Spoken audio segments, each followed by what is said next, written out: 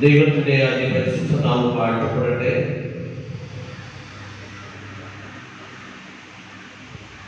സ്വർഗീയ മഹിമ വെടിഞ്ഞ് ഭൂമിയിൽ പൂജാതനായി തീർന്ന ക്രിസ്തു യേശുവിന്റെ ക്രിസ്തുവിന്റെ നാമത്തിൽ നിങ്ങൾക്ക് എല്ലാവർക്കും എന്റെ സ്നേഹവന്ദനം. ഒരു സന്തോഷകരമായ ക്രിസ്തുമസ് ഞാൻ ആശംസിക്കുന്നു. ഈ മനോഹരമായ നല്ല ദിവസത്തിന്റെ പ്രഭാതത്തിൽ ക്രിസ്തുവിന്റെ ജനനം ഒരു പുതിയ പ്രഭാതത്തിന് വഴിതെളിക്കുകയാണ്.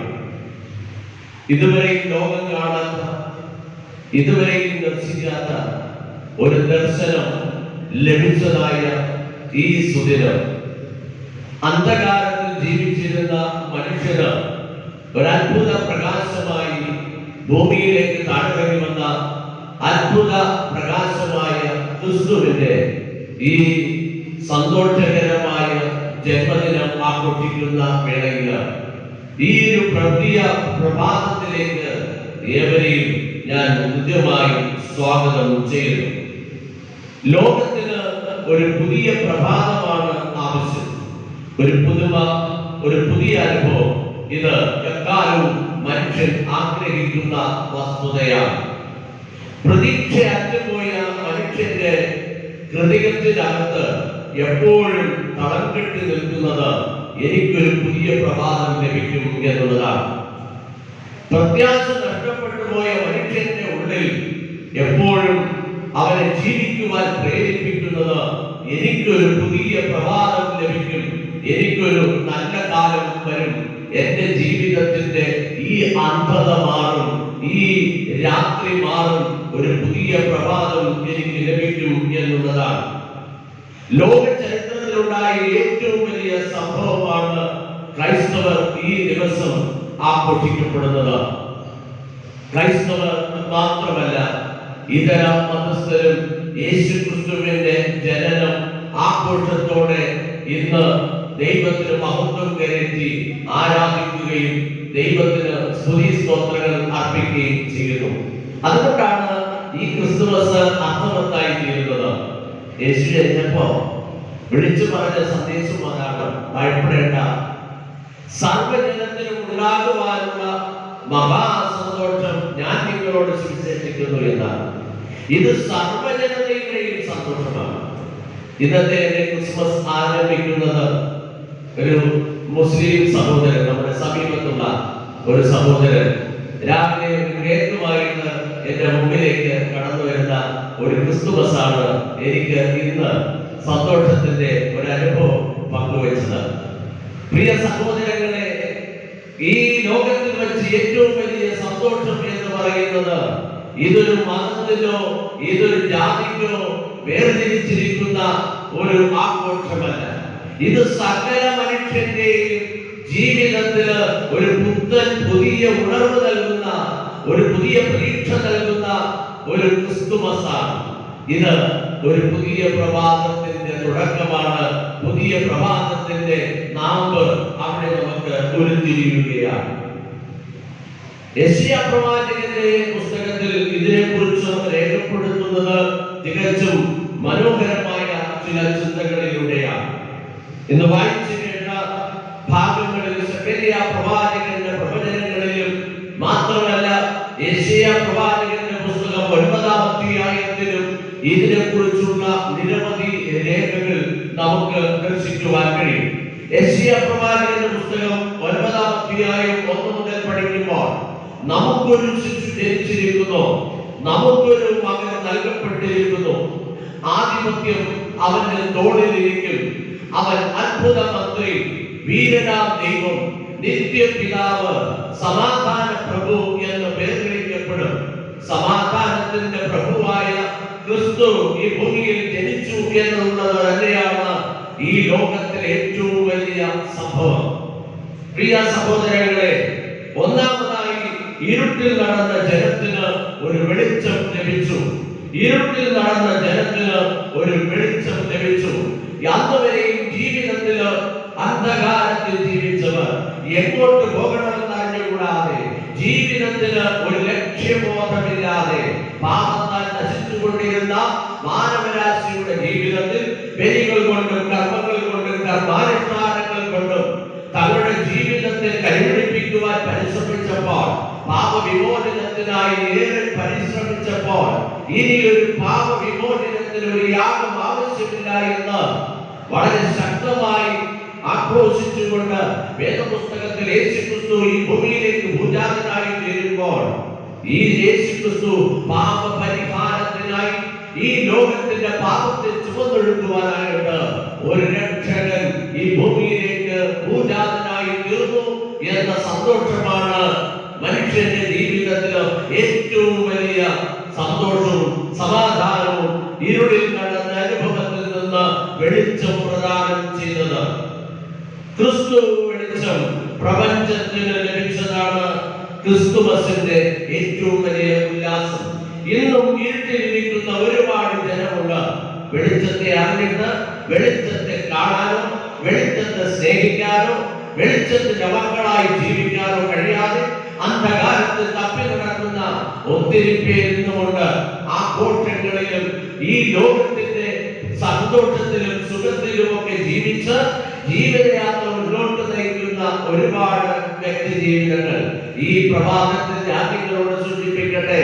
ക്രിസ്തുവിന്റെ ജനനത്തിലുള്ള സന്തോഷം എന്ന് പറയുന്നത് ഇരുട്ടിൽ നടന്ന ജനത്തിന് വലിയൊരു പ്രകാശം കണ്ടതിന്റെ സന്തോഷമാണ്.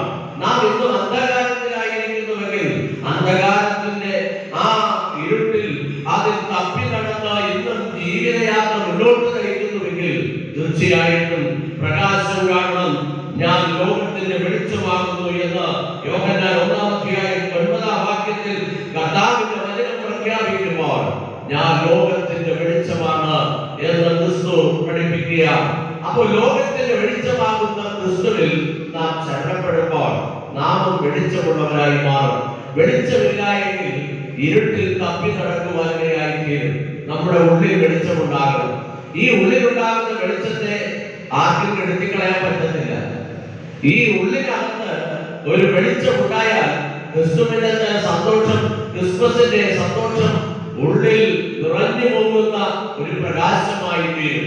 ഈ പ്രകാശമാണ് നമ്മെ നയിക്കേണ്ടത്. പല കാരണങ്ങളാൽ ഇരുട്ടിലായി പോയ അവസ്ഥകളെ ക്രിസ്തു ഇന്നും പ്രകാശിപ്പിക്കുകയാണ്. ജീവിതയാത്രയിൽ നാം പലപ്പോഴും അവസാനിച്ചു പോയി ഇനി രക്ഷപ്പെടില്ല എന്ന് തോന്നുന്ന സാഹചര്യങ്ങളിൽ നമുക്കൊരു പുതിയ വെളിച്ചം നൽകി നമ്മെ മുന്നോട്ട് നയിക്കും. ഇരുട്ടിൽ നടന്ന ജനത്തിന് വലിയൊരു വെളിച്ചം പ്രകാശിച്ചതാണ് ഈ ക്രിസ്തുമസിന്റെ പ്രത്യേകത. രണ്ടാമതായിട്ട് കാലസമ്പൂർണതയിൽ വന്ന പ്രഭാതമാണത്. കാലസമ്പൂർണതയിൽ വന്ന പ്രഭാതം ഗലാത്യരുടെ ലേഖനം 4:1 മുതൽ 7 വരെയുള്ള തിരുവചന ഭാഗങ്ങൾ പഠിക്കുമ്പോൾ, ഈ ലോകത്തിൽ കാലസമ്പൂർണതയിൽ തികയപ്പെട്ട ഒരു ക്രിസ്തുവിന്റെ ജനന മഹോത്സവമാണ് നാം ആഘോഷിക്കപ്പെടുന്നത്. കാലസമ്പൂർണത എന്ന് പറഞ്ഞപ്പോൾ ഇതൊരു പ്രവചന നിവൃത്തിയാണ്. ക്രിസ്തു ജനിക്കും എന്നത് നൂറ്റാണ്ടുകൾക്ക് മുമ്പേ പ്രവാചകന്മാർ പ്രവചിച്ച അസന്നിഗ്ധമായ പ്രവചന നിവൃത്തിയാണ് ക്രിസ്തുവിന്റെ ജനനം.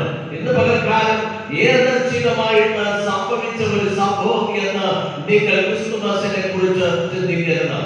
നാം ഈ ലോകത്തിൽ ജനിക്കുമ്പോൾ ഈ ലോകത്തിന് നമുക്ക് ഒരു കാലനിർണയമൊക്കെ ഉണ്ട്. ഈ ലോകത്തിൽ ജീവിക്കുന്ന ഓരോ വ്യക്തികൾക്കും അതത് കാലഘട്ടത്തിൽ ജീവിക്കുന്ന ഓരോ മനുഷ്യനും അവന്റെ ജീവിതത്തെ കുറിച്ചൊരു നിർണയമുണ്ട്. പക്ഷേ യേശു ക്രിസ്തുവിനെ കുറിച്ചുള്ള നിർണയം നൂറ്റാണ്ടുകൾക്ക് മുമ്പേ പ്രവാചകന്മാർ നിർണയിച്ചതാണ്. ഒരു രക്ഷകൻ വരുന്നു, മനുഷ്യ വരുന്നു, അവൻ നിങ്ങളെ ഈ ലോകത്തിന്റെ പാപത്തിൽ നിന്ന് വീണ്ടെടുക്കുവാനുള്ള രക്ഷകനാണ്. സകല മനുഷ്യന്റെയും ഇരുട്ടിൽ നിന്ന് വെളിച്ചത്തിലേക്ക് നടത്തുന്ന നിത്യമായ വെളിച്ചമാണെന്ന് യേശു ക്രിസ്തുവിനെ കുറിച്ച് രേഖപ്പെടുത്തിയിട്ടുണ്ട്. പ്രിയമുള്ളവരെ, കാലസമ്പൂർണതയിൽ വന്ന ഒരു പ്രഭാതമാണിത്. മതങ്ങളും മനുഷ്യരും യുഗങ്ങളോളം മോക്ഷത്തെ കാത്തിരുന്നു. എങ്ങനെ എനിക്ക് മോക്ഷം ലഭിക്കും, എങ്ങനെ എനിക്ക് സായുജ്യം ലഭിക്കും എന്ന് ചിന്തിച്ച് ഒരുപാട് നേർച്ചകളും കാഴ്ചകളും പുണ്യ സ്ഥലങ്ങൾ തീർത്ഥാടനങ്ങളും ഒക്കെ നടത്തിക്കൊണ്ടിരുന്ന ഒരു കാലഘട്ടം അന്ന് ഇന്നുകൊണ്ട് ഈ ലോകത്തിൽ ജീവിക്കുന്ന ധാരാളം ആൾക്കാരുണ്ട്. ദൈവത്തെ ആരാധിക്കേണ്ടതിന് പകരം പല കാര്യങ്ങളിലും മനുഷ്യന്റെ സ്വാർത്ഥ ലാഭത്തിന് വേണ്ടി, അവന്റെ സ്വാർത്ഥ ചിന്തകൾക്ക് വേണ്ടി അവൻ ഈ ദൈവത്തെ അന്വേഷിച്ച് ഒരുപാടിടങ്ങളിൽ അന്വേഷിച്ചു നടക്കുകയാണ്. പാട്ടുകാരൻ പറയുന്നത് പോലെ അവിടെയുമില്ല ഇവിടെയുമില്ല.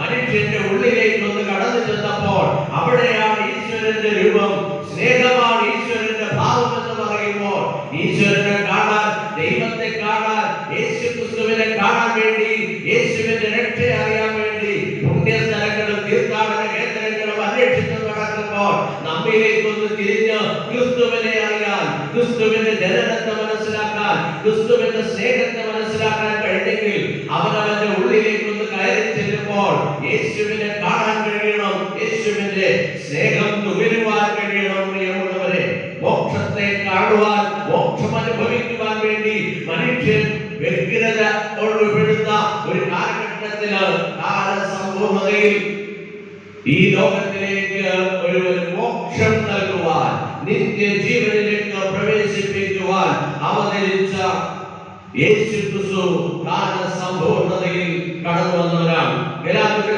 4:4 കാലസമ്പൂർണത വന്നപ്പോൾ ദൈവം തന്റെ പുത്രനെ സ്ത്രീയിൽ നിന്ന് ജനിച്ചവനായി നിയോഗിച്ചു.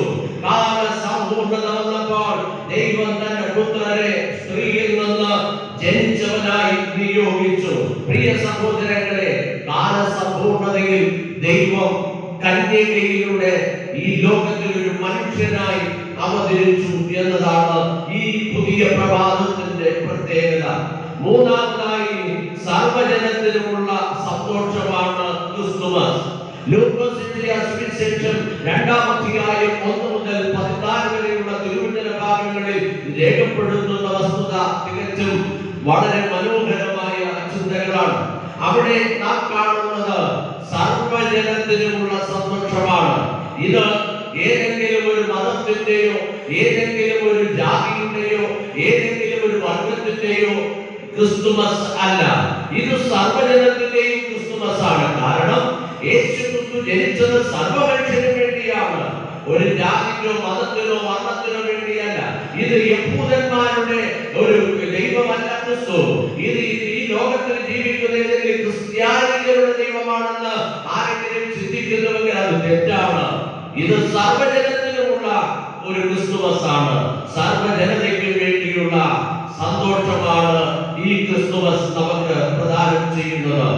അറിഞ്ഞുകൂടാതെ ഈ ക്രിസ്തുമസ് ഈ ആഘോഷിക്കുമ്പോൾ ക്രിസ്തു ആരാണെന്നും ക്രിസ്തുവിന്റെ രക്ഷ എന്താണെന്നും മനസ്സിലാക്കാതെ ഇന്ന് സ്റ്റാറുകളും കൊടിതോരണങ്ങളും അനേകം വർണ്ണശബളമായ ലൈറ്റുകളും ഒക്കെ ഇട്ട് ദൈവത്തെ ആരാധിക്കുമ്പോൾ, ക്രിസ്തുമസിന്റെ സന്തോഷത്തെ പങ്കിടുമ്പോൾ നമ്മൾ ഓരോരുത്തരും മനസ്സിലാക്കേണ്ടത് ഈ പ്രകാശം നമ്മുടെ ഉള്ളിലേക്ക് പ്രകാശിക്കുമ്പോഴാണ് ഈ ക്രിസ്തുമസ് അർത്ഥവത്തായിട്ട് അനുഭവിക്കുവാൻ കഴിയുക.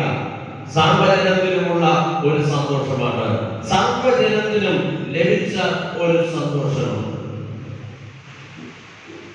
ഈ ലോകത്തിലെ എല്ലാ മനുഷ്യരോടും ചേർന്ന് എല്ലാ ജാതിയിലും മതത്തിലുമുള്ള വ്യക്തികളെ സ്നേഹിക്കാൻ, കരുതാൻ, പരസ്പരം ഉൾക്കൊള്ളാൻ കഴിയുമ്പോഴാണ് ഈ ക്രിസ്തുമസ് അർത്ഥവത്തായി തീരുന്നത്. ഒരിക്കൽ കൂടി ഞാൻ ഓർപ്പിക്കട്ടെ, ഇത് സർവജനത്തിനുമുള്ള മഹാസന്തോഷമാണ്.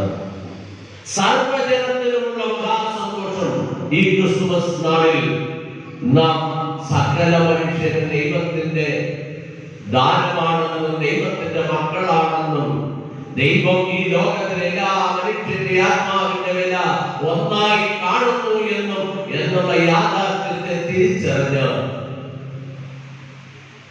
സഹോദരനെ സ്നേഹിക്കാൻ, അവരുടെ നന്മയിൽ ലക്ഷ്യമാക്കുവാൻ ഈ ക്രിസ്തുമസ് നമുക്ക് ഇടയാക്കിയെങ്കിൽ നാം ആഘോഷിക്കുന്ന ക്രിസ്തുമസ് അർത്ഥവത്തായി തീരും. ഇത് സർവജനതയ്ക്കുമുള്ള സന്തോഷമാണ്.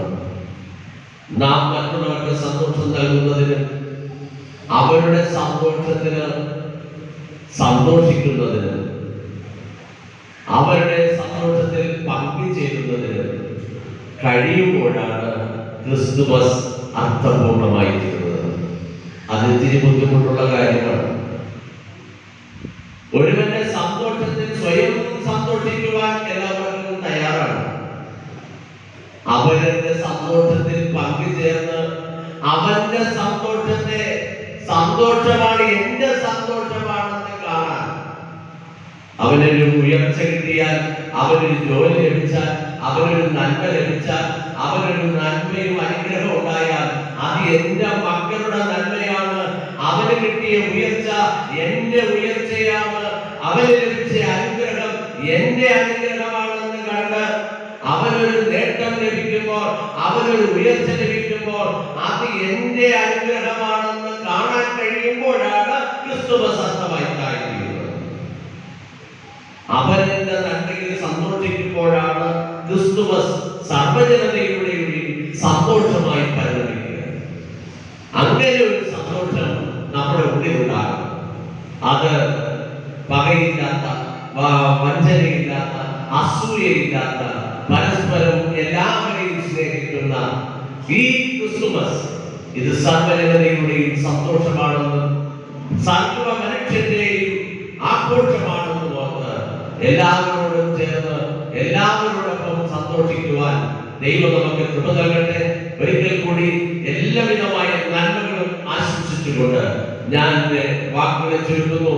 ദൈവം നമ്മെ സമൃദ്ധിയായിട്ട് അനുഗ്രഹിക്കട്ടെ. ആമേൻ.